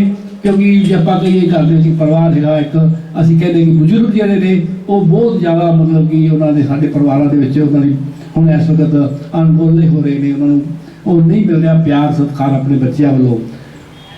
ਦਵਾਈ ਦੀ ਗੱਲ ਵੀ ਕਰੀਏ, ਜੇ ਬੱਚੇ ਕੋਲ ਆਪ ਹੀ ਮੰਨ ਲਓ 3-4 ਹਜ਼ਾਰ ਰੁਪਇਆ ਮਹੀਨਾ ਮਿਲ ਰਿਹਾ, ਉਹ ਪਹਿਲਾਂ ਆਪਣੇ ਬੱਚਿਆਂ ਦੇ ਵਾਸਤੇ ਸਿਹਤ ਸਹੂਲਤਾਂ ਇਕੱਠੀਆਂ ਕਰ ਰਿਹਾ ਹੈਗਾ, ਫਿਰ ਉਹ ਸੋਚਦਾ ਕਿ ਬਾਪੂ ਦਾ ਵੀ ਕੁਝ ਦੇਖ ਲਾਂਗੇ। ਤਾਂ ਇਹ ਇੱਕ ਉਸੇ ਤਰੀਕੇ ਦਾ ਇੱਕ ਮਾਹੌਲ ਹੌਲੀ ਕਿਉਂਕਿ ਆਪਾਂ ਸਾਰੇ ਹਾਲਾਤਾਂ ਨੂੰ ਰਲਾ ਕੇ ਜਿਹੜਾ ਵਿਸ਼ਵਾਸ ਬਣਦਾ ਹੈ ਉਹਦੇ ਪਿੱਛੇ ਵੀ ਅਲੱਗ ਕਾਰਨ ਹੁੰਦੇ ਨੇ, ਪਰ ਸਾਨੂੰ ਸਾਡੇ ਦੇਸ਼ ਦੇ ਉੱਤੇ ਇੱਕ ਵਿਸ਼ਵਾਸ ਜਿਹੜਾ ਹੈਗਾ ਸਾਡੀਆਂ ਸਰਕਾਰਾਂ ਤੇ ਉਹ ਨਹੀਂ ਹੈਗਾ। ਤਾਂ ਇੱਕ ਆ ਚੀਜ਼ ਦੇਖੀ ਗਈ ਹੈਗੀ ਹੈ, ਇੱਕ ਮਤਲਬ ਕਿ ਦੇਖਿਆ ਗਿਆ ਹੈਗਾ। ਤੇ ਦੂਜਾ ਉਹੀ ਗੱਲ ਹੈ, ਵਿਸ਼ਵਾਸ ਦਾ ਅਗਲਾ ਪੱਖ ਹੈ ਕਿ ਸਾਡੇ ਦੇਸ਼ ਦੇ ਵਿੱਚ ਭ੍ਰਿਸ਼ਟਾਚਾਰ ਕਿੰਨਾ ਹੈਗਾ। ਤੇ ਉਹ ਅਸੀਂ ਦੇਖ ਸਕਦੇ ਹਾਂ ਕਿ ਅਸੀਂ ਭ੍ਰਿਸ਼ਟਾਚਾਰ ਸਿਰ ਤੋਂ ਲੈ ਕੇ ਪੈਰ ਤੱਕ, ਸਾਡੀ ਉੱਪਰੋਂ ਚੀਫ ਮਿਨਿਸਟਰ ਤੋਂ ਲੈ ਕੇ ਸਾਡੇ ਪੀਐਮ ਤੱਕ ਸਾਰੇ ਦੇ ਸਾਰੇ ਅਸੀਂ ਹੌਲੀ ਦੇਖ ਰਹੇ ਹੈਗੇ ਹੈ। ਸਰਕਾਰੀ ਅਦਾਰੇ ਤਾਂ ਚਲੋ ਹੁਣ ਹੌਲੀ ਖਤਮ ਹੋਣ ਵਾਲੇ ਪਾਸੇ ਜਾ ਰਹੇ ਨੇ, ਪਰ ਮਤਲਬ ਕਿ ਹੋਰ ਲੈਵਲ ਦਾ ਭ੍ਰਿਸ਼ਟਾਚਾਰ ਜਿਹੜਾ ਹੈ ਉਹ ਸਾਡੇ ਇਹ 6 ਚੀਜ਼ਾਂ ਨੂੰ ਮਿਲਾ ਕੇ ਫਿਰ ਉਹਨਾਂ ਨੇ ਕੱਢਿਆ ਵੀ ਹੈਪੀਨੈਸ ਇੰਡੈਕਸ ਕੀ ਹੈਗੀ ਹੈ। ਤੇ ਜੇ ਹੈਪੀਨੈਸ ਇੰਡੈਕਸ ਦੀ ਗੱਲ ਕਰੀਏ ਤਾਂ ਅਸੀਂ ਹੈਪੀਨੈਸ ਇੰਡੈਕਸ ਦੇ ਵਿੱਚ 130 ਤੋਂ ਵੀ ਅੱਗੇ 142ਵੇਂ ਨੰਬਰ ਤੇ ਹੈਗੇ ਹੈ। ਇਹ ਸਾਡੇ ਦੇਸ਼ ਦੀ ਖੁਸ਼ੀ ਦੀ ਗੱਲ ਹੈ। ਤੁਸੀਂ ਕਹਿ ਸਕਦੇ ਹੋ ਵੀ ਇਹ ਗਰੀਬ ਆਦਮੀ ਹੈ, ਸ਼ਾਮ ਨੂੰ ਵਧੀਆ ਮਸਤ ਰਹਿੰਦਾ ਹੈਗਾ। ਮਸਤ ਰਹਿਣਾ ਇਹ ਉਹਦੀ ਆਪਣੀ ਮਤਲਬ ਕਿ ਇੱਕ ਟ੍ਰੇਨਿੰਗ ਹੈਗੀ ਹੈ, ਆਪਣੇ ਆਪ ਨੂੰ ਜਿੰਦਾ ਰੱਖਣ ਦਾ ਇੱਕ ਗੋਲ ਹੈਗਾ। ਸਰਕਾਰ ਇਸ ਦੇ ਕ੍ਰੈਡਿਟ ਨਹੀਂ ਲੈ ਸਕਦੀ ਵੀ ਇਹ ਸਾਡੇ ਕਰਕੇ ਖੁਸ਼ ਹੈਗਾ, ਸਾਡੀ ਸਰਕਾਰ ਦੀਆਂ ਵਧੀਆ ਨੀਤੀਆਂ ਕਰਕੇ ਖੁਸ਼ ਹੈਗਾ। ਇਹ ਪਤਾ ਕਰਨ ਦੀ ਗੱਲ ਹੈ। ਆਪਾਂ ਐਵੇਂ ਕਹੀਏ ਵੀ ਨਹੀਂ ਜੀ ਤੁਸੀਂ ਹੈਪੀਨੈਸ ਇੰਡੈਕਸ, ਇਹ ਹੈਪੀਨੈਸ ਇੰਡੈਕਸ ਕੱਢਿਆ ਹੈਗਾ ਉਹ ਬਦਲੇਗੀ। ਉਸੇ ਤਰੀਕੇ ਨਾਲ ਇਹਨਾਂ ਦਾ ਹਿੱਸਾ ਹੀ ਹੈਗਾ। ਉਹ ਇੱਕ ਹੋਰ ਭੁੱਖਮਰੀ ਦੀ ਗੱਲ ਹੈਗੀ ਹੈ। ਅਸੀਂ ਪਿਛਲੇ 10 ਸਾਲਾਂ ਦੇ ਵਿੱਚ ਪਹਿਲਾਂ ਵੀ ਕੋਈ ਬਹੁਤੇ ਵਧੀਆ ਨਹੀਂ ਸੀ, ਦੁਨੀਆ ਦੇ 100ਵੇਂ ਨੰਬਰ ਤੇ ਸੀਗੇ, ਹੁਣ ਅਸੀਂ 102ਵੇਂ ਨੰਬਰ ਤੇ ਹੈਗੇ।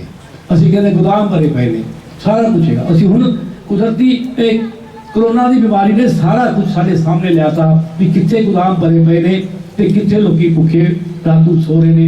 असीं इन्हां ने लंगर भी लगा रहे हैं, लोगों नूं रोटी की कितनी बड़ी समस्या हैगी है, ये असीं भी गल समझ सकते हैं। यानी कि ये सारे देश के परिवेश को भी देश की मानसिक सेहत पहला ही आप देख सकते हैं कि वो इस लैवल की हैगी है। तो इस करके जो असीं दी गल करते हैं तो आप अपने कोरोना ने इसनूं थोड़ा जाहिर किया है, थोड़े सामने स्पष्ट किया है।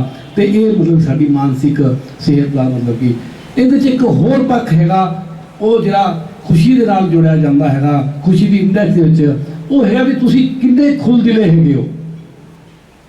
खुलदिले हुंदा हैगा भी तुसीं किसी की मदद करना चाहते हो, किन्नी कुछ मदद करना चाहते हो। मदद करना मतलब ये नहीं है भी साढ़े घरे कोई आया तो तुसीं उसनूं 10 रुपये दान देते। 10 रुपये गल है कि देना, असीं कहने भी दान देना, दान की साडी बड़ी परंपरा है। लाइब्रेरी वास्ते भी इत्थे अपने साथी साडे दान मंगण की गल कर रहे थे। दान देना तो भुल जाना, मेरा कहना मतलब इस गल की उम्मीद ना करना कि मैं इनू दे रहा कुछ किसी लीडर को दे रहा, एक खानू काम आऊगा, आलो जी 1 लाख रुपया फंड मेरा, वो 1 लाख रुपया दे रहे होंगे जो तुसीं साडे दिमाग के एक कैलकुलेशन चल रही होंगी है। तुसीं गरीब आदमी को नहीं देते क्योंकि पता भी मैंने कुछ नहीं फायदा, मैंने कोई इन्हों कोई फायदा नहीं, असीं नहीं देना, या थोड़े मन के अपने आप बहाने निकल आते हैं। तो कहने का मतलब यह है भी ये एक खुल दिली भी साडे देश के विच जारी सारी दुनिया के ये माहरा ने करिया कि ये भी एक खुशी का बहुत बड़ा पैमाना है। तुसीं किसी को कुछ दे के देखो, सही दिलों मदद करके देखो, जो खुशी सानूं उसके नाल मिलती है वो खुशी जी है। कोई उसका होर कोई तरीका नहीं है, कोई पैदल नहीं है, उनके बराबर की खुशी कोई गल सिर्फ पैसे देने की भी नहीं हैगी है, गल किसी को राशन देने की भी नहीं हैगी है। आप कहते हैं किसी का 2 प्यार के बोल बोलने वो भी खुशी देते हैं। किसी बजुर्ग को सड़क पार करवाते हो तुसीं हथ फड़ के, वो भी उसकी मदद करने की गल हैगी है। फिर तुसीं ये कहोगे भी खड़ा नहीं, मैनूं की लेना, या मेरे को टाइम नहीं है, या मेरा कोई लेना देना नहीं। तो ये छोटे छोटे मतलब कि काम हैगे ने जिहड़े इत्थों ही जरा विश्वास की गल इत्थों जुड़दी है भी सानूं विश्वास मतलब कि किसी का हथ फड़न वास्ते, असीं किसी का हथ फड़न वास्ते भी जिहड़ा हैगा ना डरदे हैगे है। मैनूं याद है कि जदों कोले वाले इंजन होंदे सीगे, असीं अपने घर तो तुरना नानके जाण दे वास्ते, हुण वो 2 घंटे का राह हैगा, उदों पता नहीं चलता भी 8 घंटे लगणगे 10 घंटे लगणगे, रोटी लैके जानी मतलब कि ते जो रोटी खाने का टाइम होना सारे यात्री इकट्ठे खाते सीगे ते असीं वंड के मतलब कि जो पुछना हरेक तो पुछना भाजी तुसीं भैन जी तुसीं है ना। अज अंदर वड़दे ही लिखा होंदा है भी किसी भी बंदे तो कोई चीज़ ना लो, तुहानूं अंदर वड़दे ही डब्बे दे डाल दिता जाता है भी जिहड़े बंदे तुसीं नहीं जानते, जानदा बंदा किवें हुंदा है। असीं एक दूजे के सामने इक्को जी शक्ल वाले मनुख बैठे हैगे हैं ते असीं एक दूजे ते विश्वास नहीं कर रहे, सानूं विश्वास ना करना भी सिखाया जा रहा है। ये एक मतलब कि तरीका जिहड़ा असीं अज देख रहे हैं कि इस दे च बस 2 गल्लां मैं होर जिहड़ियां समाजिक सेहत की गल भी मैं नाल जोड़दा क्योंकि समाजिक सेहत भी नाल साडा वधिया मन बनदा हैगा ते समाजिक सेहत नूं समझना जरूरी हैगा। ये 3 पक्ष है, एक शरीर है, एक मन है, एक समाज है। ये तिना की सेहत की गल जो मैं कहता शरीर बारे असीं जानते हैं जिन्होंने फिजिकल हैल्थ कहते हैं, जी विश्व सेहत संस्था ने पाई है शरीरिक सेहत, वो पता भी शरीर। मन की सेहत मतलब है कि तुसीं अपने आप के कितने खुश हो, शाम को जो तुसीं घरे पहुँचते हो, जो तुसीं अपने आप नाल गल करते हो, फिर तुसीं कितने खुश हो कि अज निराश हो अज दी इस माहौल तो, अपने आप नाल गल करना। असी सिर्फ असी मनुख इहो ਜਿਹੇ ਹੈਗੇ ਆ ਜਿਹੜੇ ਆਪਣੇ आप ਨਾਲ गल कर सकते हैं। जानवर ਜਿਹੜੇ इकट्ठे बैठ जाते हैं, इकट्ठे मुझे पहचानते हैं, चुंड होंदा वो, पर असी एक अपने आप ਨਾਲ गल करने वाले प्राणी हैगे हैं। अपने आप ਨਾਲ गल करते हैं फिर सोचते हैं कि मैं उनके वास्ते किया, उन्हें मेरे वास्ते किया। इहो ਜਿਹੇ जो गल्लां करते हैं मन परेशान भी होता है, मन खुश भी होता है। ये हैगा मानसिक सेहत। समाजिक सेहत हैगी रिश्ते, यानी कि साडे समाज दे विच रिश्ते किहो ਜਿਹੇ हैगे ने।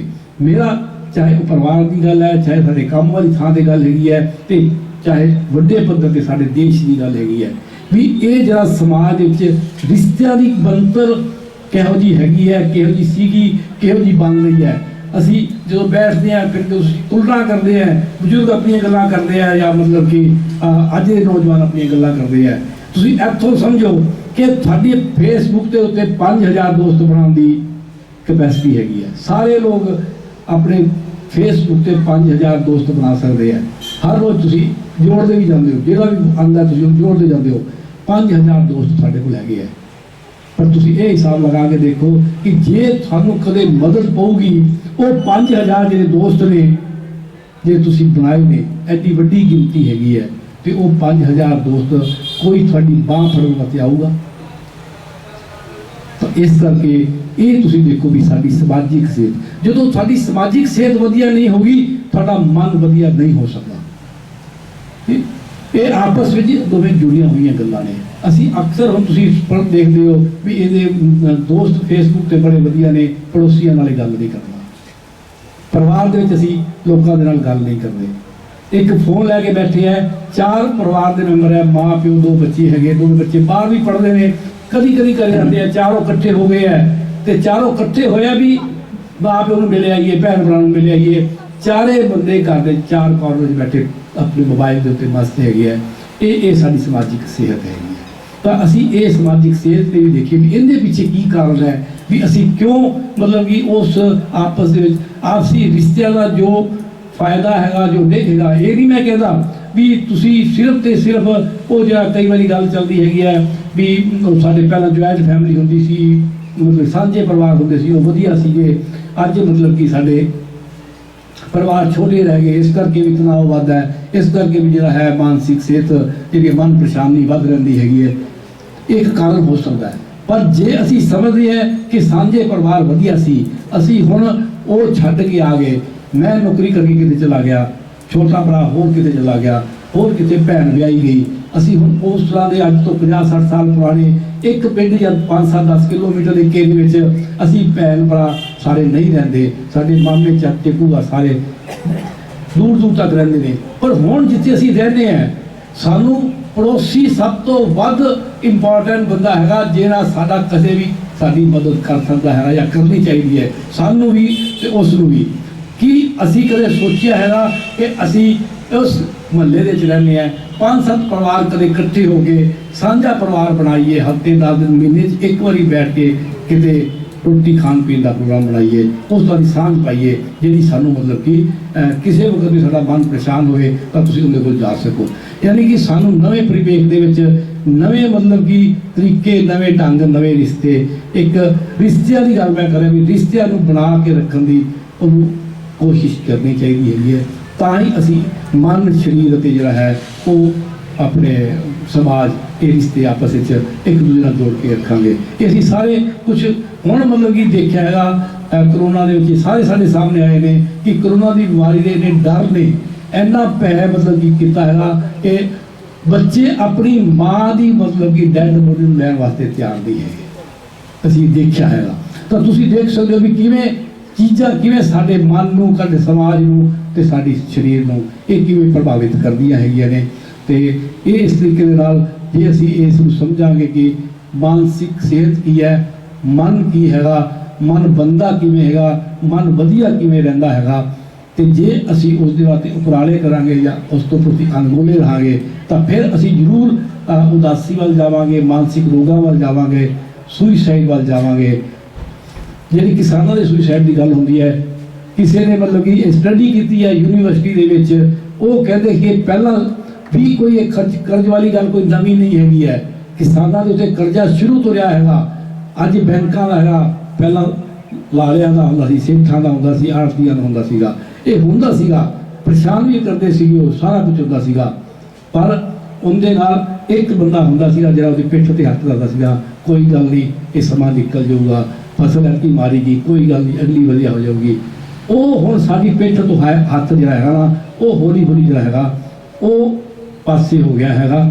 ਇਹ ਇੱਕ ਬਹੁਤ ਵੱਡਾ ਕਾਰਨ ਹੈ ਜਿਹੜਾ ਸਾਡੇ ਮਨ ਨੂੰ ਪਰੇਸ਼ਾਨ ਕਰਦਾ, ਫਿਰ ਸਾਨੂੰ ਖੁਦਕੁਸ਼ੀ ਵੱਲ ਲੈ ਜਾਂਦਾ ਹੈਗਾ। ਖੁਦਕੁਸ਼ੀ ਮਤਲਬ ਇਹ ਹੈਗਾ ਵੀ ਜਦੋਂ ਉਹਨੂੰ ਇਹ ਲੱਗਦਾ ਹੈਗਾ ਕਿ ਮੇਰਾ ਇਸ ਵਕਤ ਦੁਨੀਆ 'ਚ ਕੋਈ ਨਹੀਂ ਹੈਗਾ।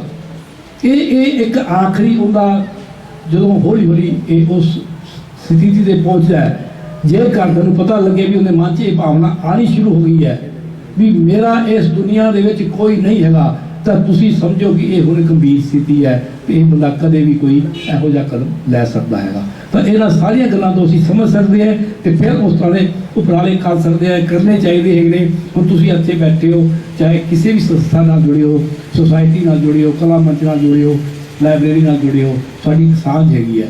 ਇਹ ਸਾਂਝ ਨੂੰ ਇੱਥੇ ਬੈਠ ਕੇ ਇੱਥੋਂ ਤੱਕ ਮਹਿਦੂਦ ਰੱਖਣ ਦੀ ਬਜਾਏ ਅਸੀਂ ਇਹ ਸਾਂਝ ਨੂੰ ਘਰਾਂ ਤੱਕ ਲੈ ਕੇ ਜਾਈਏ, ਆਪਣੇ ਪਰਿਵਾਰਾਂ ਤੱਕ ਲੈ ਕੇ ਜਾਈਏ। ਸਾਡੇ ਪਰਿਵਾਰ ਵਾਲਿਆਂ ਨੂੰ ਪਤਾ ਹੋਵੇ ਕਿ ਭੁਪਿੰਦਰ ਫੌਜੀ ਸਾਡਾ ਇੱਕ ਮਿੱਤਰ ਹੈਗਾ, ਬੱਚੇ ਉਹਨੂੰ ਚਾਚਾ ਕਹਿਣ, ਤਾਇਆ ਕਹਿਣ, ਇਹ ਤੁਸੀਂ ਦੇਖ ਸਕਦੇ ਹੋ। ਤਾਂ ਇਹ ਸਾਰੀ ਜਿਹੜੀ ਗੱਲ ਹੈਗੀ, ਇਸ ਤਰ੍ਹਾਂ ਦੀ ਇੱਕ ਸਮਾਜਿਕ ਮਾਹੌਲ ਬਣਾਉਣ ਦੀ ਜ਼ਰੂਰਤ ਹੈਗੀ ਹੈ। ਤਾਂ ਹੀ ਅਸੀਂ ਮਤਲਬ ਕਿ ਇਹ ਮਨ ਤੇ ਉਦਾਸੀ ਜਾਂ ਤਣਾਅ ਦੀ ਗੱਲ ਹੈ। ਫਿਰ ਕਰੋਨਾ ਵਰਗੀ ਬਿਮਾਰੀ ਜਿੰਨੀ ਮਰਜ਼ੀ ਘਾਤਕ ਹੋਵੇ, ਉਹ ਤੋਂ ਵਿੱਚੋਂ ਵੀ ਅਸੀਂ ਛੇਤੀ ਬਾਹਰ ਨਿਕਲ ਸਕਦੇ ਹਾਂ। ਇਹ ਕੋਈ ਬਿਮਾਰੀ ਹੁਣ ਆਈ ਹੈ, ਖਤਮ ਹੋ ਜਾਊਗੀ ਹੋਰ ਮਹੀਨੇ 2 ਮਹੀਨੇ ਨੂੰ, ਜਾਂ ਅਸੀਂ ਵੇਸਲੇ ਪੈ ਜਾਵਾਂਗੇ, ਜਾਂ ਬਿਮਾਰੀ ਦਾ ਜਿਹੜਾ ਰੂਪ ਹੈਗਾ ਉਹ ਮੱਠਾ ਹੋ ਜਾਊਗਾ। ਪਰ ਇਹ ਗੱਲ ਨਹੀਂ ਹੈ ਕਿ ਬਿਮਾਰੀਆਂ ਅੱਗੋਂ ਨਹੀਂ ਆਉਣਗੀਆਂ। ਉਹ ਬਿਮਾਰੀਆਂ ਜਦੋਂ ਆਉਣਗੀਆਂ ਫਿਰ ਵੀ ਅਸੀਂ ਉਹਨਾਂ ਨੂੰ ਨਜਿੱਠਣਾ ਹੈ। ਤਾਂ ਇਸ ਕਰਕੇ ਜੇ ਸਾਡਾ ਮਨ ਸਹੀ ਹੈਗਾ, ਸਾਡੇ ਸਮਾਜਿਕ ਰਿਸ਼ਤੇ ਵਧੀਆ ਹੈਗੇ, ਤਾਂ ਫਿਰ ਅਸੀਂ ਸਰੀਰਕ ਤੌਰ 'ਤੇ ਵੀ ਜਿਹੜੀ ਗੱਲ ਉਸ ਨੂੰ ਵਧੀਆ ਕਰ ਸਕਾਂਗੇ।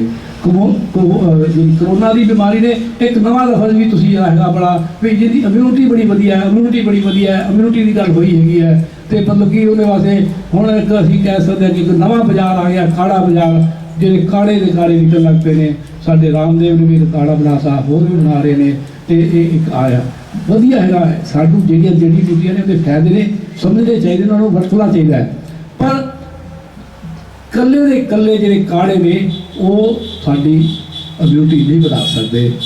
ਪਿਆਰ, ਮੁਹੱਬਤ, ਰਿਸ਼ਤੇ ਜਿੰਨੀ ਇਮਿਊਨਿਟੀ ਵਧਾਉਂਦੇ ਹੈ, ਉਸ ਤੋਂ ਵੱਧ ਇਮਿਊਨਿਟੀ ਕੋਈ ਨਹੀਂ ਵਧਾ ਸਕਦਾ। ਇਹ ਐਕਸਪੈਰੀਮੈਂਟ ਹੋਏ। ਮੈਂ ਵਿਗਿਆਨਿਕ ਤੌਰ ਦੇ ਉੱਤੇ ਇਹ ਪਰਖੀ ਹੋਈ ਗੱਲ ਕਹਿਣਾ ਪਿਆ ਵੀ ਤੁਸੀਂ ਆਪਸ ਦੇ ਵਿੱਚ ਮਿਲਦੇ ਹੋ, ਪਿਆਰ ਕਰਦੇ ਹੋ, ਇੱਕ ਦੂਜੇ ਨੂੰ ਗਲਵੱਕੜੀ 'ਚ ਲੈਂਦੇ ਹੋ, ਉਹਦੇ ਨਾਲ ਤੁਹਾਡੇ ਸਰੀਰ ਦੇ ਵਿੱਚ ਜੋ ਹਾਰਮੋਨ ਪੈਦਾ ਹੁੰਦੇ ਹੈ ਉਹ ਇਸ ਤਰੀਕੇ ਨਾਲ ਪੈਦਾ ਹੁੰਦੇ ਹੈ, ਉਹ ਤੁਹਾਡੀ ਇਮਿਊਨਿਟੀ ਨੂੰ ਵਧਾਉਂਦੇ ਹੈਗੇ ਹੈ। ਡਰ ਜਿਹੜਾ ਹੈਗਾ ਇਮਿਊਨਿਟੀ ਨੂੰ ਘਟਾਉਂਦਾ ਹੈਗਾ। ਡਰ ਜਿਹੜਾ ਬੰਦਾ ਡਰ 'ਚ ਰਹਿੰਦਾ, ਤਣਾਅ 'ਚ ਰਹਿੰਦਾ ਹੈਗਾ, ਉਹ ਬਿਮਾਰੀ ਜੇ ਮੰਨ ਲਓ ਤੁਹਾਨੂੰ ਸਿੰਪਲ ਗਲਾ ਖਰਾਬ ਹੋਇਆ ਹੈ, ਜਿਹੜਾ ਦਵਾਈ ਦੇਣ ਦੇ ਨਾਲ 5-6 ਦਿਨਾਂ 'ਚ ਠੀਕ ਹੋ ਜਾਊਗਾ। ਪਰ ਜੇ ਤੁਸੀਂ ਤਣਾਅ 'ਚ ਰਹਿੰਦੇ ਹੋ, ਤੁਹਾਡਾ ਵਧੀਆ ਮਾਹੌਲ ਨਹੀਂ ਹੈ ਆਪਸ ਦੇ ਵਿੱਚ ਲੋਕਾਂ ਨਾਲ ਮਿਲਣ ਬੈਠਣ ਦਾ, ਉਹ ਬਿਮਾਰੀ ਜ਼ਿਆਦਾ ਲੰਮਾ ਸਮਾਂ ਲੈ ਜਾਊਗੀ। ਇਹ ਵੀ ਸਾਡੇ ਹਸਪਤਾਲ ਵਿੱਚ ਤਜਰਬਾ ਕੀਤਾ ਹੈ ਕਿ ਜਿਹੜੇ ਮਰੀਜ਼ ਨੂੰ ਲੋਕ ਵੱਧ ਮਿਲਣ ਆਉਂਦੇ ਹੈ, ਵੱਧ ਹਾਲ ਪੁੱਛਣ ਆਉਂਦੇ ਹੈ, ਉਹ ਲੋਕ ਛੇਤੀ ਠੀਕ ਹੁੰਦੇ ਹੈ। ਜਿਹੜੀ ਬਿਮਾਰੀ 10 ਦਿਨਾਂ ਵਿੱਚ ਠੀਕ ਹੋਣੀ ਹੁੰਦੀ ਹੈ, ਉਹ 8 ਦਿਨਾਂ ਵਿੱਚ ਥੱਲੇ ਉਤਰਿਆ ਹੋਇਆ ਸਾਡੇ ਨਾਲ ਉੱਥੇ ਤੁਰਦਾ ਫਿਰਦਾ ਨਜ਼ਰ ਆਉਂਦਾ ਹੈਗਾ। ਤੇ ਜਿਹੜਾ ਬੰਦਾ ਇਕੱਲਾ ਪਿਆ ਰਹਿੰਦਾ, ਜਿਹਨੂੰ ਕੋਈ ਪੁੱਛਣ ਨਹੀਂ ਆਉਂਦਾ, ਨਿਰਾਸ਼, ਪਰਿਵਾਰ ਦੇ ਬੰਦੇ ਨਹੀਂ ਆ ਰਹੇ, ਕੁਛ ਹੋਰ ਨਹੀਂ ਆ ਰਿਹਾ, ਉਹ ਉਸ 10 ਦਿਨ ਦੀ ਬਿਮਾਰੀ ਨੂੰ 12, 13, 14 ਦਿਨ ਵੀ ਲੈ ਜਾਂਦਾ ਹੈਗਾ। ਯਾਨੀ ਕਿ ਇਹ ਤੁਹਾਨੂੰ 2-4 ਦਿਨਾਂ ਦਾ ਫਰਕ ਥੋੜਾ ਲੱਗਦਾ ਹੋਊਗਾ, ਪਰ ਇਹਦਾ ਇਹ ਲੰਬੇ ਸਮੇਂ ਦਾ ਇੱਕ ਅਸਰ ਹੈਗਾ। ਤੇ ਇਹ ਸਾਰੀਆਂ ਮਤਲਬ ਕਿ ਗੱਲਾਂ ਆਪਸ ਵਿੱਚ ਜੁੜੀਆਂ ਹੋਈਆਂ ਨੇ। ਸਰੀਰ, ਮਨ ਤੇ ਰਿਸ਼ਤੇ, ਸਾਡੀ ਇਮਿਊਨਿਟੀ ਸਰੀਰ ਦੇ ਪੱਖ ਤੋਂ ਹੈਗੀ ਹੈ। ਪਿਆਰ ਮੁਹੱਬਤ ਜਿਹੜਾ ਹੈਗਾ ਉਹ ਵੀ ਉਸੇ ਨਾਲ ਜੁੜਿਆ ਹੋਇਆ। ਆਪਾਂ ਇਹ ਨਾ ਸੋਚੀਏ ਕਿ ਉਹ ਵੱਖਰੀ ਗੱਲ ਹੈਗੀ ਹੈ। ਤਾਂ ਇਸ ਪੱਖ ਤੋਂ ਆਪਾਂ ਇਸ ਸਾਰੀ ਗੱਲ ਨੂੰ ਸਮਝੀਏ। ਤੇ ਫਿਰ ਵੀ ਜੇ ਤੁਹਾਡੇ ਮਨ 'ਚ ਕੋਈ ਹੋਰ ਕੋਈ ਸਵਾਲ ਹੋਣਗੇ, ਕੋਈ ਸ਼ੰਕੇ ਹੋਣਗੇ, ਆਪਾਂ ਉਸ 'ਤੇ ਫਿਰ ਦੁਬਾਰਾ ਗੱਲ ਕਰ ਸਕਦੇ ਹਾਂ। ਤੁਸੀਂ ਮੇਰੀ ਗੱਲ ਸੁਣੀ ਬੜੇ ਪਿਆਰ ਨਾਲ, ਤੁਹਾਡਾ ਬਹੁਤ ਬਹੁਤ ਧੰਨਵਾਦ।